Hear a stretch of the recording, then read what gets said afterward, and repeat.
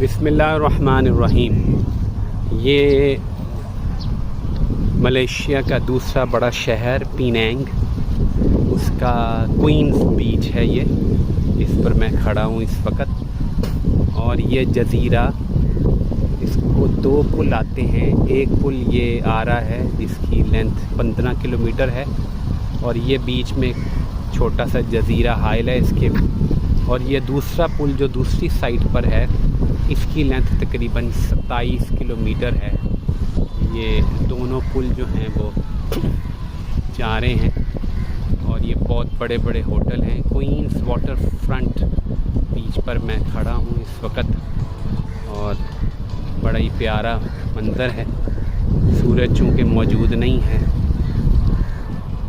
कश्ती एक आपको सामने नज़र आ रही है इस वक्त। बहुत ही